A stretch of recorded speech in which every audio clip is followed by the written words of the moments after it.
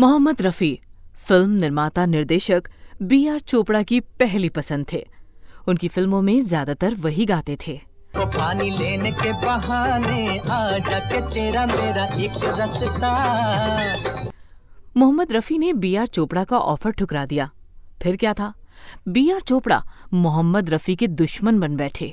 उन्होंने ऐलान कर दिया, अब मोहम्मद रफ़ी उनके लिए नहीं गाएंगे, अब उनके लिए गाएंगे महेंद्र कपूर। चलो एक बार फिर से। वक्त ने करवट ली।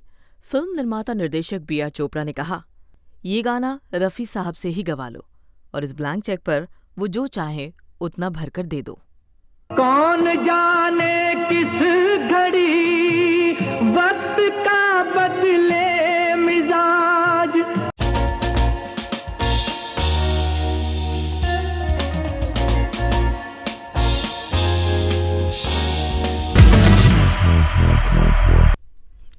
नमस्कार, ब्लैक एंड व्हाइट में आपका स्वागत है। दोस्तों, इस एपिसोड में हम बात करेंगे फिल्म निर्माता निर्देशक B.R. चोपड़ा की और मोहम्मद रफ़ी की।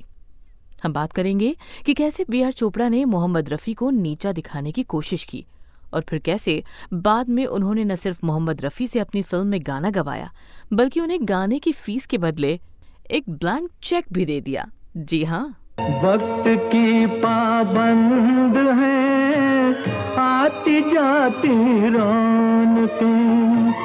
इससे पहले कि हम आगे बढ़ें, उससे पहले बात संगीतकार रवि की। संगीतकार रवि की इसलिए क्योंकि B.R. चोपड़ा के हृदय परिवर्तन में संगीतकार रवि की अहम भूमिका रही।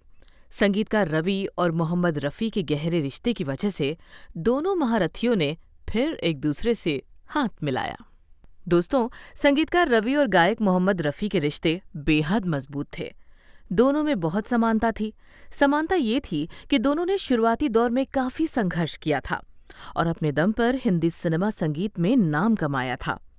संगीतकार नौशाद, शंकर जयकिशन, मदन मोहन के बाद संगीतकार रवि चौथे संगीतकार थे जिनका मोहम्मद रफ़ी से दिल का रिश्ता था। रवि के दिल में मोहम्मद रफ़ी के लिए खास जगह थी। यही वजह है कि आराधना के बाद जब राजेश खन्ना और किशोर कुमार की लहर चल रही थी, तो उस दौर में भी संगीतकार रवि ने मोहम्मद रफ़ी का साथ नहीं छोड़ा था और उन्हें इस बात का गर्व था। मोहम्मद रफ़ी से उनका लगाव इतना ज्यादा था कि 1969 के बाद फिल्म निर्माता के कहने पर वो किशोर कुमार से गाने तो गवाते, लेकिन साथ ही ऐसे गाने भी तैयार करते रहते जिसके लिए मोहम्मद रफ़ी के आवाज की जरूरत पड़े। उदाहरण के लिए 1972 में आई फिल्म धड़कन। इस फिल्म में किशोर कुमार का एक गाना है, मैं तो चला जिधर चले रास्ता। इस फिल्म में आशा भोसले के साथ भी किशोर कुमार के गाने हैं, लेकिन इसी फिल्म में एक गाना ऐसा था जिसे मोहम्मद रफ़ी ने गाया।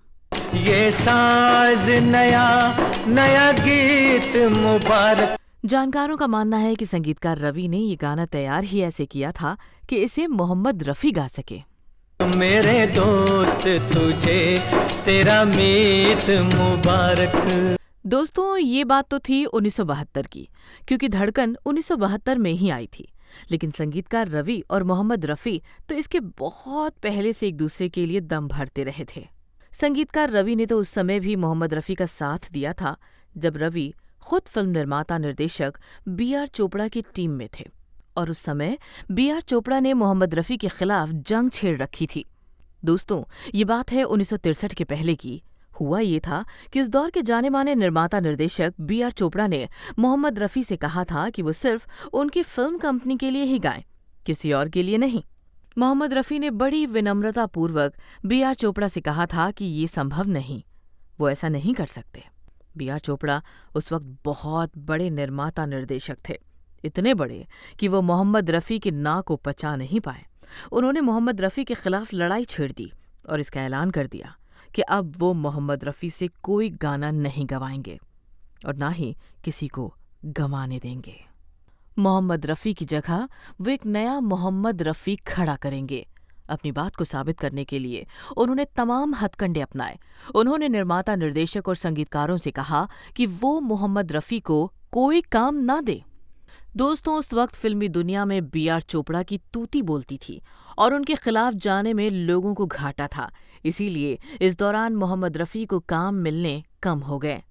दिग्गज फिल्म निर्माता निर्देशक बी.आर. चोपड़ा के इस व्यवहार से तब लोगों को हैरानी हुई थी, क्योंकि ये वही बी.आर. चोपड़ा थे जिन्होंने अपनी सुपरहिट फिल्म नया दौर में मोहम्मद रफ़ी से कई गाने गवाए थे।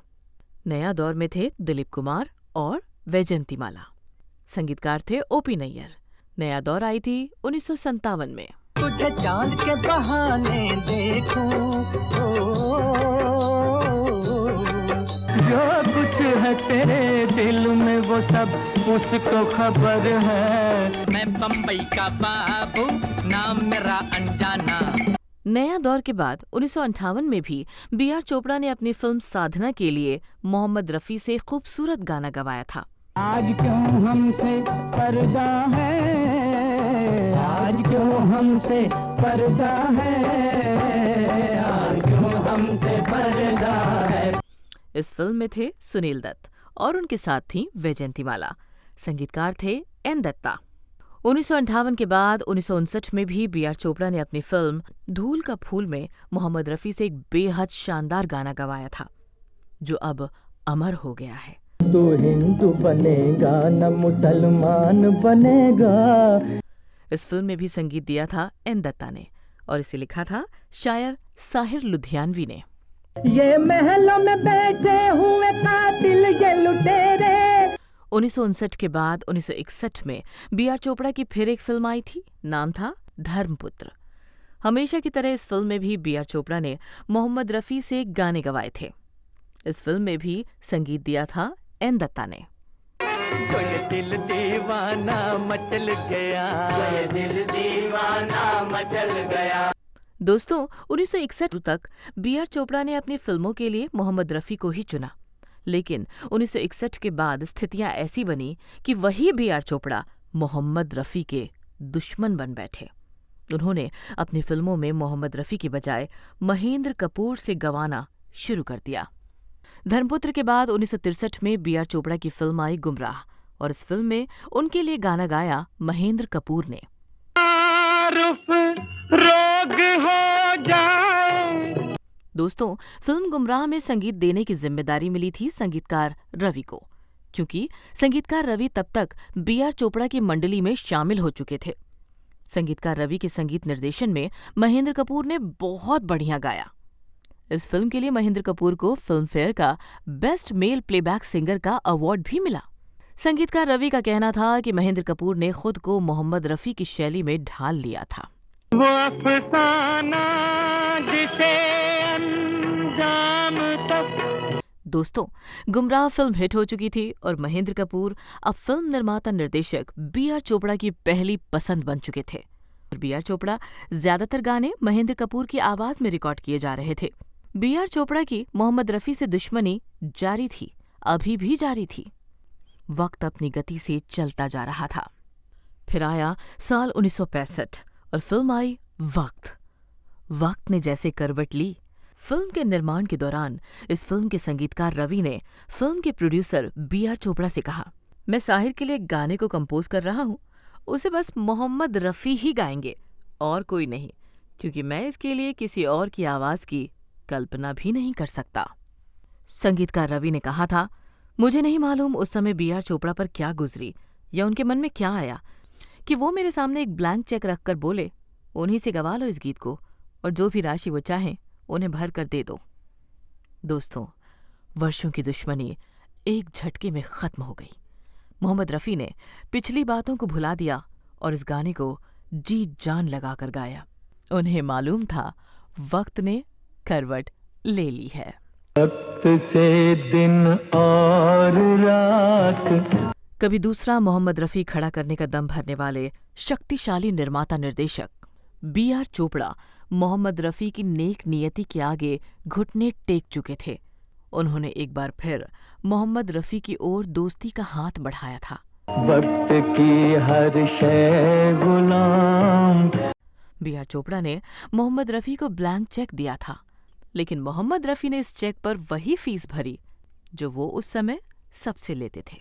इस एपिसोड में आज बस इतना ही। अगले एपिसोड में आपसे फिर होगी मुलाकात। तब तक के लिए हमें दीजिए इजाजत। नमस्कार। वक्त की हर शय गुलाम